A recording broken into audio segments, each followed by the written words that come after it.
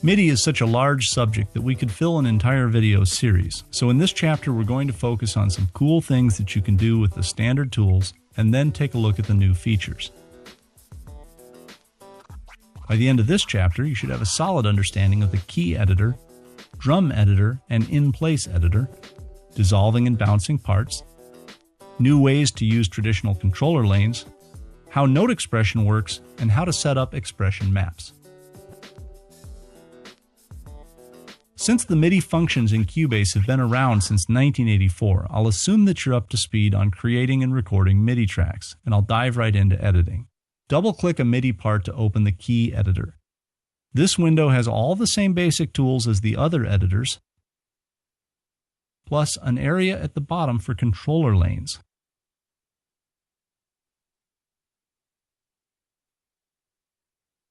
Note data is displayed in the main editing window. You can delete notes, move them around, and adjust them.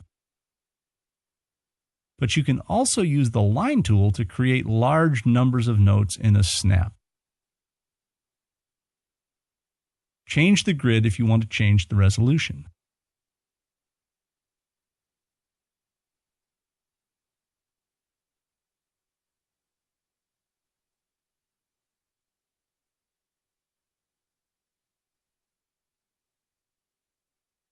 You can also edit your MIDI right in the project window. Just flip on the in-place editor.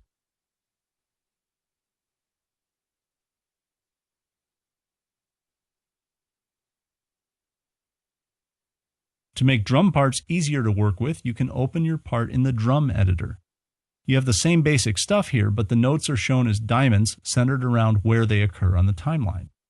You have a drumstick tool instead of a pen tool, and you have drum names to the left instead of the usual piano keyboard. If you have a note that needs a longer duration, like a crash cymbal, flip back to the key editor and set its duration in the normal way. Having all your drums on one track makes editing easy, plus it keeps the track count down. But what if you want to mix them like traditional kits? Use different EQ and different effects on different drums. Well, one way to do this is to use Dissolve Part from the MIDI menu. Use separate pitches to get each drum sound on its own track. Now, one downside, I also just created more copies of Groove Agent 1, so keep an eye on the performance meter when you do this. If all you need to do is break out the MIDI parts so that you can edit the notes, there's a better way. Dissolve the part again, but this time select Dissolve to Lanes. Now we can work with each drum in its own MIDI lane, but we don't have to deal with more tracks and extra instruments. As long as we have the parts separated, let me show you a cool trick. Open the hi-hat and the velocity controller.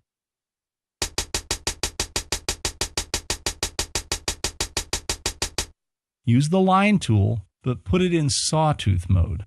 This will generate some shuka.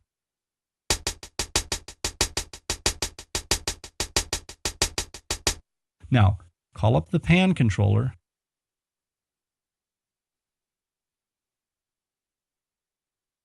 and do it again.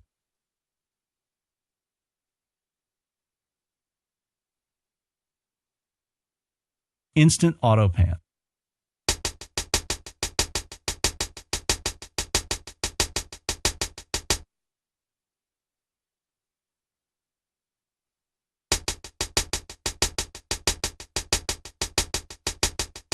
Lots of possibilities here, you get the idea. Now I can put it all back together by selecting all the lanes and activating Bounce MIDI. Now, as cool as controller lanes are for that kind of stuff, this is cooler because note expression attaches the controller data to individual notes. Now here's what you need to get started.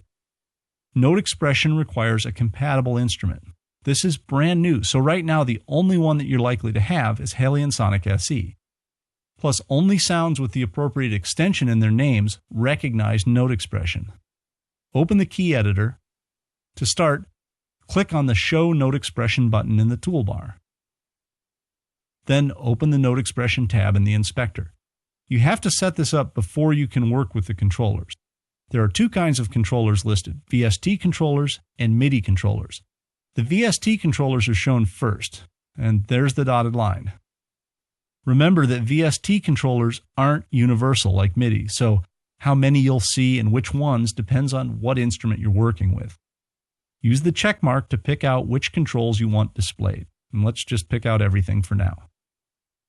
When you pick a controller, the bottom parts of the menu show information about it. But here's the fun part, editing with note expression. Double-click a note to open the note expression window, which we'll call a picture frame. You can use the left and right arrow keys on your keyboard to jump around to other notes. And watch this. If you grab a bunch of notes and double-click, you'll see all their controller data.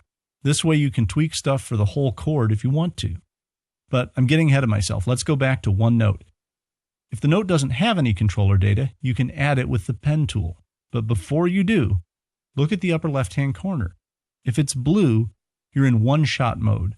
And wherever you click the pencil, you'll get a straight line. That's handy if you want one value, but a pain if you want to draw curves.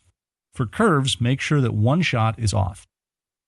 You can even use overdub and play it in or use a joystick. The picture frame defaults to the length of the note, and that can be kind of cramped. There are handles to pull it open at the bottom center and lower right. The lower left has a menu to select which controller you're editing. Moving clockwise, we have 8 more tools hidden in the picture frame. Hovering at the bottom calls up a horizontal scaling tool. When the crosshairs appears, drag that portion of the active controller left or right to sculpt the curve.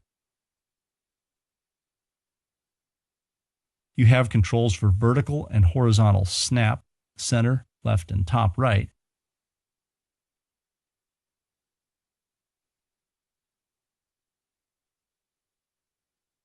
The vertical snap is handy if you're editing tuning. That way the pitch jumps to the next fixed interval. There are 4 smart spots around the edges. They bring up different sizing tools that you can use to squish and squeeze and fade the controller information. The manual actually calls this tilting and compressing, but you get the idea. And look at this. You can highlight just a part of the controller and use the smart spots on it. To get rid of it, select the controller data and hit delete. In the lower right, you'll see a value readout. What's there depends on what you're editing. Most MIDI controllers will obviously give you a value of between 0 and 127. If you need to use a traditional controller lane, that's still available at the bottom. Expression maps sound complicated, but they're pretty straightforward. An expression map allows you to trigger different versions of a sound to get more realistic results. The concept goes back to the first MIDI keyboards. Back then, keyboards weren't even velocity sensitive, so every note was played at the same volume.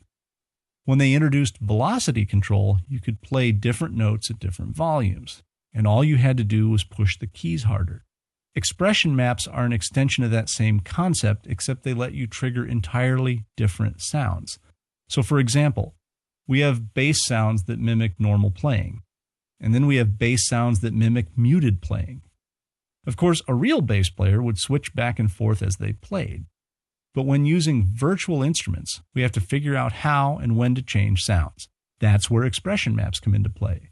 An expression map lets us switch between sounds on the fly.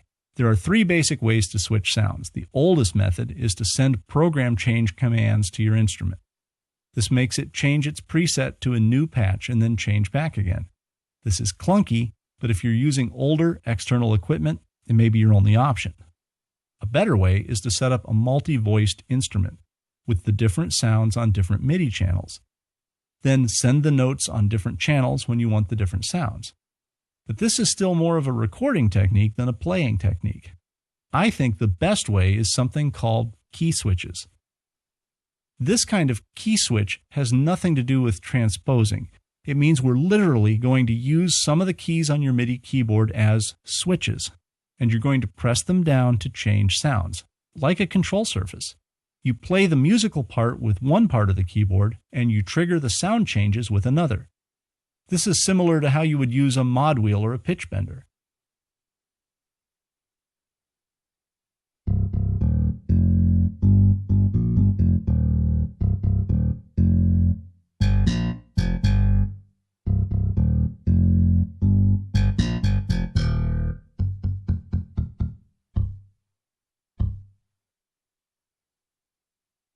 keep things moving along, I'm going to use a preset which already has an expression map. You can tell this by the VX in its name. The expression map and the key switches don't load automatically. To load the expression map, open the Expression Map tab, left-click where it says No Expression Map, and select Import Key Switches. Here is a basic expression map using key switches.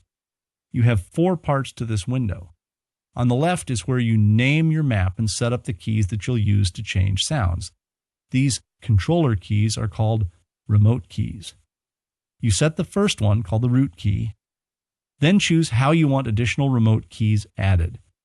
Now in latch mode, the new sound will stay active until you hit another remote key. With latch mode off, the new sound is only active while you hold down the remote key. The center area is called sound slots, and this is where you actually connect the remote keys to the new sounds.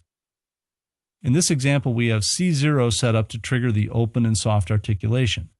Pressing C#0 will switch the instruments to open and hard, and holding down D0 will switch to a muted sound, and so forth. Use the plus and minus to add or delete articulations. Then use other columns to set up layers and combinations. You could set up C#0 to trigger any of these along with the open hard articulation. You'll notice 2 things here: musical terms and musical symbols. This is really cool because Cubase will record these too. So when you open the score editor, the dynamics and articulation symbols will be there. If you're not familiar with these terms, a basic music dictionary will help. The last column assigns a color code so that you can keep track of them in various editors. The area in the bottom right is used to define and group your articulations. The manual goes through this section in great detail, but it's mostly used to organize setups. The area in the upper right is used to modify the outgoing MIDI data. For example, I could set this up so that when C0 was pressed, the MIDI notes were also transposed.